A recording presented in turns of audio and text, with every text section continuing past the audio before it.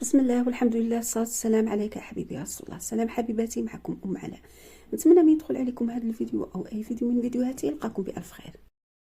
اليوم جبت لكم وصفة خفيفة ظريفة بمكونات بسيطة، غير بأجنحة الدجاج، اون بيغي بأجنحة الدجاج كما كنتم تشوفوا فيهم محمرين معسلين، بمكون سري راح تجي هذيك الأجنحة طرية وبنينة بنينة لدرجة، ورافقتهم مع هذا المطلوع، لكن ما درتش الوصفة في الفيديو، راه الفيديو كاين في القناة.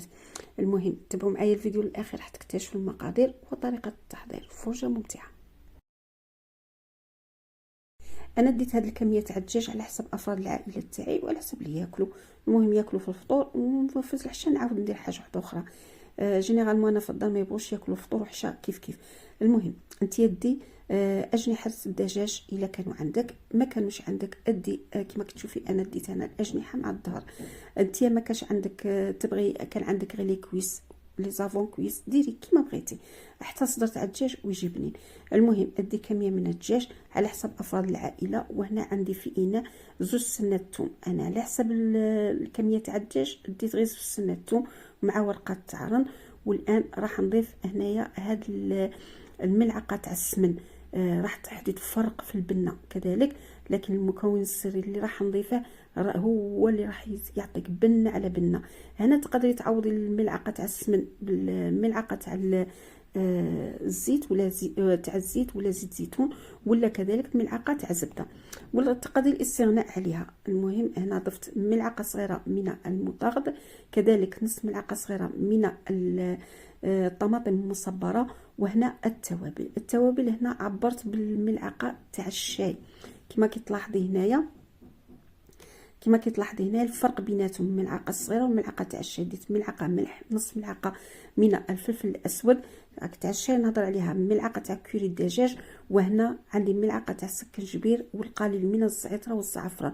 وفي هذه الكموسه راني واضعه اكليل الجبل الغومارين، وكذلك معه الكمون حب.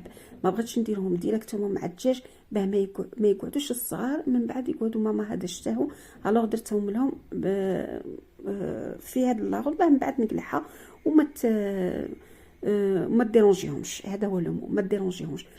هنا وضعت الكميه تاع التوابل اللي قلت لكم عليها.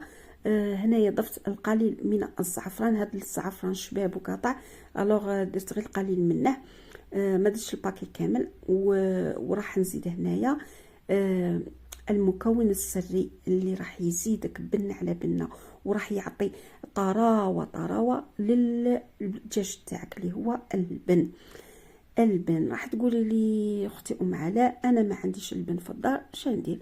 عوضي كما كتلاحظي هنا درت فنجان على حسب الكميه تاع الدجاج اللي عندي. عوضي تقدري تعويضوا باللاكريم فريش، ولا تقدري تعويضوا كذلك بالحليب وتضيفي له ملعقه تاع خل ولا ملعقه من الليم، هو اللي راح يخلي داك الحليب يروب لك. المهم خلطت هنا كل المكونات، راني عطيتك الوصفه، عطيتك المكون مع البدائل. المهم هنا باه ما تكونش عندك حجه وما تجربيش الوصفه. هنا خلطت كل المكونات وبعدها ضفت الاجنحه تاع الدجاج. هي دو بريفيرونس هاد العمليه ديريها ليله بقبل، انا درتها ليله من قبل ودرتها في الفريجيدير وخليتها تتشرب المكونات باه تجيني بنينه بزاف. كذلك انت كاع ما درتي ديريها الصباح، تقدري ديريها الصباح وفي الليل طيبيها. تقدري كذلك ديريها الصباح ابخي 2 اور ولا ابخي 1 اور ولا مباشره طيبيها. انا مره درتها مباشره وجاتني بنينه ما تامنوش صانكم. وهنا شلت غير داك الريسيبيون من التوابل وضفت كميه من الماء، قولي حوالي فنجان تاع الشاي تاع ماء ولا نص كاس تاع ماء. هذا مكان كما نعرفوا الدجاج راح يطلق الماء تاعه. هنا راني وضعتها في الثلاجه ليله كامله. من بعد ليله كامله ومن بعد الصباح طيبتها، غطيتها بالبابي كويسون، ومن بعد زدت لها البابي الومنيوم ودخلتها الكوشه طيب على درجه حراره 180، خليها تطيب في غرضها، راح تجيب واحد البنه علامه. المهم هنا رفقتها مع البطاطا بيوري، الوغ هنايا فيضت زوج حبات كبار تاع بطاطا بيغي مقطعين الى قطع، درت لهم الملح، ومن بعد ما فاضوا صفيتهم من الماء، لكن احتفظت بكاس تاع الماء من ديك تاع لا بيغي اللي طابت، الماء اللي طابت فيها البطاطا. ضفت لها نصف ملعقه كبيره من الزبده، وضفت لها ملعقتين كبار من الفرماج، ومن بعد مرزتها بهذه الاداه. انت ما عندكش تقدري تطحنيها في المولينات ولا تقدري ديري بالفرشيطه عادي. بعدها راح نضيف لها هنايا مكون كذلك يعطيها بن على بنه. انت ما كاش عندك تقدر راح نعطيك البديل هنا. قبل ما نضيف المكون اللي ضربتها، هنا عندي الماء تاع لابيغ اللي كنت مخليته، وهنا راح نضيف عفوا لا كريم فريش. هنا حوالي نصف علبه كانت عندي ضفتها. راح نضرب قبل ما نضيف الماء تاع لابيغي هذاك اللي كنت مخليته دو كوتي. اعتذر على يعني نكرر في الهضره، لكن باه تفهموا اكثر خاصه بناتي المبتدئات. هنا ضربت ديك لابيغي، ضربتها مع لا كريم فريش، خليتها حتى عطاتني داك القوام كريمي والموس هذاك اللي يجي كومي موس.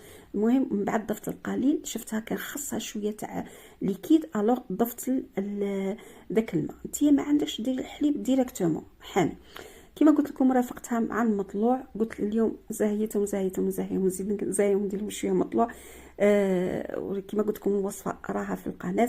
وهذه هو الدجاج بعد ما طاب، صدقوني ما شعلتش عليه من الفوق، جا اللون تاعه هكا ذهبي، كذلك المعسل وطري البنه حاضره بقوه. كما ناكد لكم دائما في الوصفات اللي نعطيهم لكم، ما تكونش الحيه بنينه وناجحه 100%، والله ما نحط لكم الفيديو. المهم هذه هي. انا قدمت لابيغي في هذا الصحن، وبعدها حطيت لهم هذا كل واحد حطيت له لو مورسو تاعه اللي يبغي. كما انا صراحه نبغي الظهر، يعجبني الظهر يجيني طري وشباب. المهم كل واحد نعطيه على حسب الشيء يبغي. وهنايا لابيغي راح نزيد لها هذه الكميه من طلع لاصوص بنينه صدقوني بنينه. تقدري تصفيها وديريها في غرفيه ولا في صوصيه وتسقي ديريكتومون. المهم هذه هي وصفتنا نهار اليوم، نتمنى نالت اعجابكم ورضاكم. الوصفه راهي تشهي وشهيتكم في الجنه. اللون تاعها كما كتلاحظي بدون ما حمرته من الفوق، جا نحمر بهذه الطريقه، وكذلك يعني نقول لكم بلي معسل وبنين لدرجه. هذا هو فيديو نهار اليوم، هذه وصفه نهار اليوم، نتمنى نالوا اعجابكم ورضاكم. واذا عجبكم فيديو اليوم ما تنساوش دعمي باللايك والاشتراك في القناه وتفعيل الجرس ليصلكم كل جديد، ومشاركه الفيديو مع اهلكم واحبابكم لتعم الفائده. انتظروني في فيديوهات اخرى ان شاء الله، اقتصاديه سهله وديريها وتخرجي من الكوزينه لهلي. خليتكم في امان الله وحفظه، وخليتكم كذلك مع الصور الممتعه. خليتكم في امان الله وحفظه، تبقوا على خير.